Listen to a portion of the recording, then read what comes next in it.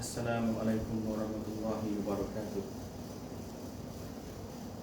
Allahu Akbar, Allahu Akbar, Allahu Akbar, Allahu Akbar, Allahu Akbar, Allahu Akbar, Allahu Akbar, Allahu Akbar, Allahu Akbar, Allahu Akbar kabira walhamdulillahi katsira wa subhanallahi bukratan wa asila. Alhamdulillahi qail walillahi 'alan nasi hijjul baiti man istata'a ilaihi sabila wa man kafara fa innallaha ghaniyyun 'anil 'alamin. Asyhadu an la ilaha illallah wahdahu la syarika lah wa asyhadu anna Muhammadan 'abduhu wa rasuluh. Allahumma shalli wa sallim ala Muhammadin wa ala alihi wa sahbihi ajma'in. Qala Allah ta'ala: Ya ayyuhallazina amanu taqullaha haqqa tuqatih wa la tamutunna illa wa antum muslimun.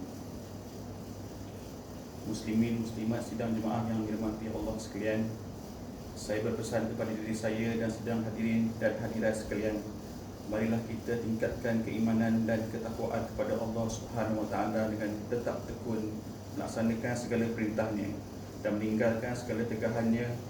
Hanya dengan keimanan dan ketakwaan sahaja kita akan mendapat kejayaan di dunia dan juga di akhirat. Di pagi hari yang mulia ini, khatib akan membicarakan khutbah Idul Adha yang bertajuk Persaudaraan Umat Islam, Pengalaman Ibadah Haji dan Korban. Allahu Akbar, Allahu Akbar, Allahu Akbar, walillahil hamd.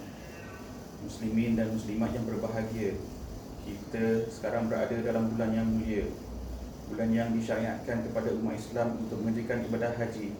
Allah Subhanahu wa taala telah mewajibkan ibadah haji bagi mereka yang berkemampuan untuk mengerjakannya, sebagaimana maksud firman Allah Subhanahu wa taala dalam surah Al-Imran ayat 97 yang telah dibacakan di permulaan khutbah ini. Dan Allah mewajibkan manusia mengerjakan ibadah haji dengan mengunjungi Baitullah, iaitu sesiapa yang mampu dan berkuasa sampai kepadanya. Dan sesiapa yang kufur, ingkar akan kewajiban ibadah haji itu, maka sesungguhnya Allah Maha Kaya, tidak berhajatkan sesuatu pun daripada sekalian makhluk. Umat Islam yang menunaikan ibadah haji tidak mengharapkan ganjaran selain daripada haji yang mabrur, kerana ganjarannya adalah syurga. Rasulullah SAW pernah bersabda, sebagaimana hadis yang diriwayatkan daripada Abu Hurairah radhiyallahu anhu, yang maksudnya, satu umrah kepada satu umrah menjadi penghapus dosa di antara keduanya, dan haji yang mabrur tiada ganjaran melainkan syurga. Riwayat Al-Bukhari dan Muslim. Dalam bulan ini juga Allah Subhanahu wa taala telah mensyariatkan ibadah korban, satu ibadah yang diwarisi daripada sejarah pengorbanan agung yang telah dilakukan oleh Nabi Ibrahim alaihissalam dan keluarganya. Pensyariatan ibadah korban telah diratakan oleh Allah Subhanahu wa taala dalam Al-Quran melalui surah Al-Hajj ayat 34 yang bermaksud, dan bagi kami dan bagi tiap-tiap satu umat kami syariatkan ibadah menyembelih korban atau dan lainnya, supaya mereka menyebut nama Allah sebagai bersyukur akan penggunaannya kepada mereka binatang-binatang ternak yang disembelih itu. Allahu Akbar, Allahu Akbar, Allahu Akbar, walillahil hamd. Hadirin dan hadirat yang dirahmati Allah sekalian, Idul Adha pada tahun ini disambut dalam suasana yang berlainan daripada tahun-tahun sebelumnya. Penularan wabak COVID-19 yang telah menjangkiti lebih daripada 836,000 orang dan mengeluarkan lebih daripada 6,000 jiwa di Malaysia membuatkan pihak pemerintah menetapkan prosedur operasi standard SOP dalam banyak hal sebagai langkah berjaga-jaga. Pelaksanaan ibadah haji dan korban turut terkesan kerananya. Pihak kerajaan Malaysia turut tidak dapat menghantar jemaah haji pada tahun ini kerana Arab Saudi tidak membuka jemaah dari luar. Namun begitu, ia tidak mengharapkan roh dan matlamat pelaksanaan ibadah haji dan korban. Kedua-dua ibadah ini mengajar kita untuk terus mengukuhkan persaudaraan dalam kalangan umat Islam. Ibadah haji menuntut umat Islam dari berbagai negara, bangsa dan warna kulit berkumpul bersama-sama sebagai satu jemaah dengan satu tujuan, iaitu semata-mata mahu mengabdikan diri kepada Allah Subhanahu wa taala. Begitu juga dengan ibadah korban. Hukum melaksanakannya adalah sunat muakkad, bertujuan untuk mendekatkan diri kepada Allah Subhanahu Wa Taala.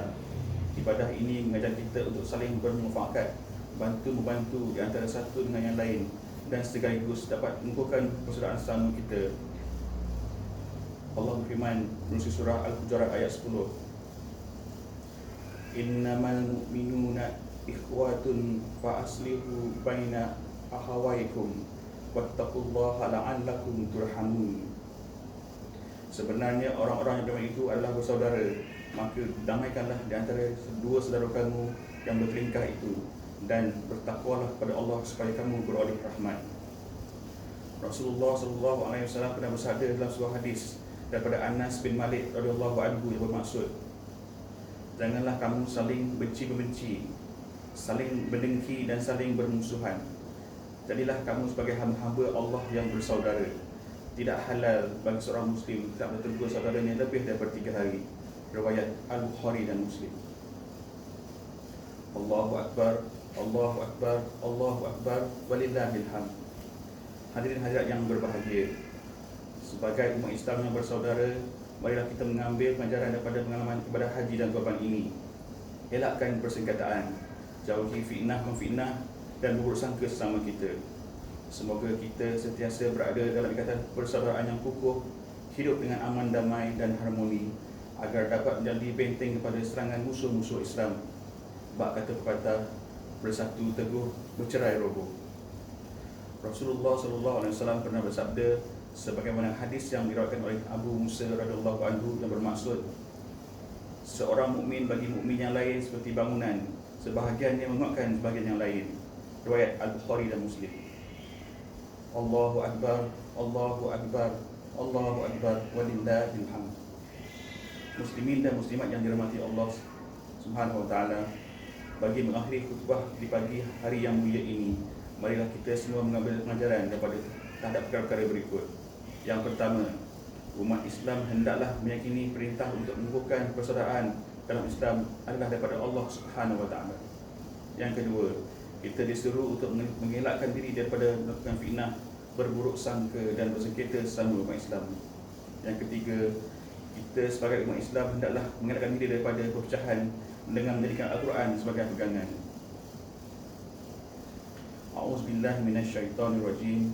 Wala takunu kallazina tafarraqu wahtalafu min ba'di ma ja'ahumul bayyinat wa ulaika lahum 'adzabun 'azim.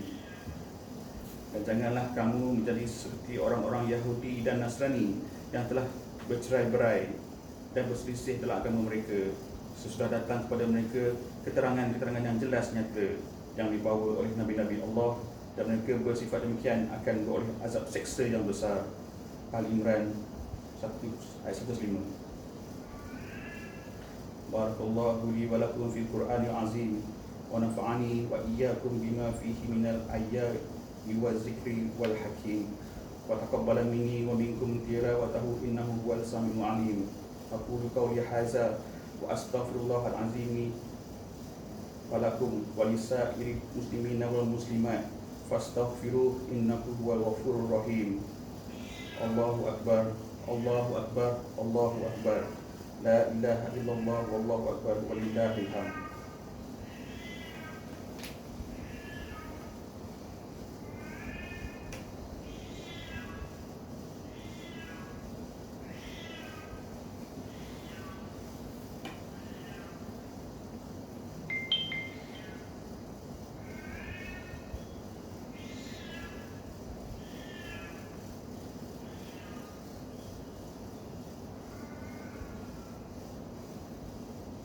Allahu akbar, Allahu akbar, Allahu akbar, Allahu akbar, Allahu akbar, Allahu akbar, Allahu akbar kabira walhamdulillahi katsira wa subhanallahi bukratan wa asila. Alhamdulillahi ala ni'mati islami wal iman. Asyhadu an la ilaha illallah wahdahu la syarikalah wa asyhadu anna Muhammadan abduhu wa rasuluh. Allahumma salli wa sallim wa barik ala Sayyidina Muhammad wa ala alihi wa sahbihi wa man tabi'ahum bi ihsan ila yaumiddin. Amma ba'd, Faya ibadallah ittaqullah usikum wa iyya bittaqwallah faqad fazal muttaqun. Hadirin yang berbahagia, dalam usaha kita memutuskan rantaian COVID-19 ini, setiap individu diminta terus berdisiplin dan wajib mematuhi proses standard SOP yang telah ditetapkan oleh pihak JAIS, khususnya dalam menghadkan bilangan jemaah solat yang dibenarkan di masjid dan surau. Solatlah secara berjamaah bersama ahli keluarga masing-masing. Mudah-mudahan kita mendapat ganjaran pahala daripada Allah Subhanahu wa taala.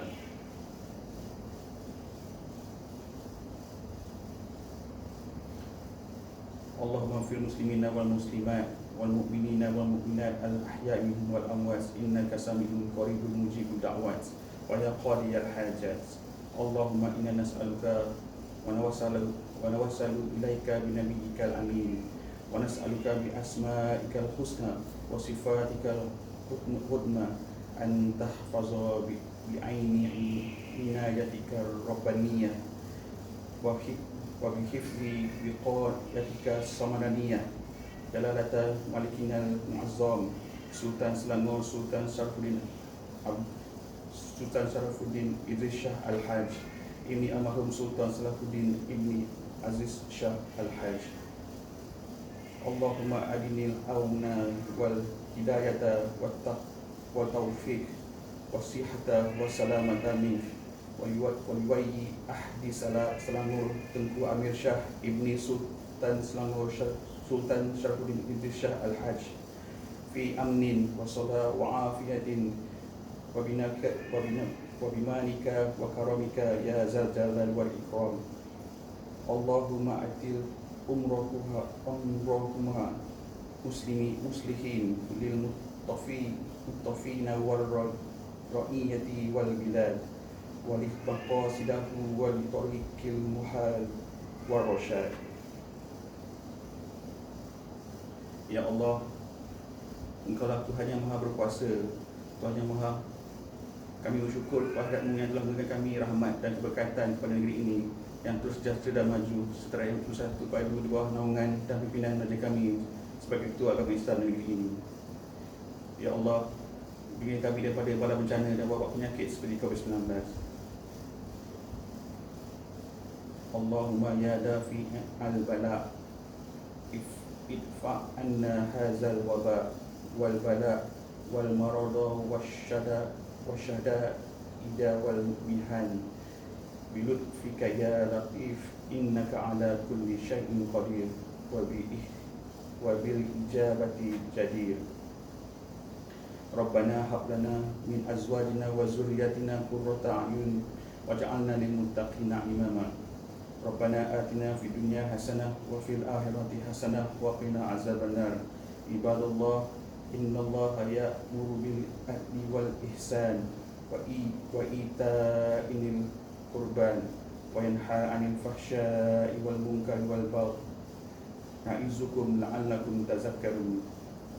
Fazkurullaha al-azima yazkurkum washkuruhu ala ni'amati yazidkum was'aluhu min fadlihi yu'tikum wa zikrullahi akbar wallahu ya'lamu ma tasna'un. Allahu akbar, Allahu akbar, Allahu akbar. La ilaha illallah wallahu akbar. Allahu akbar walillahil hamd. Taqabbalallahu minna wa minkum sholihati aman minal aizin wal faizin wa kullu amin wa antum bil khair. Assalamualaikum warahmatullahi wabarakatuh.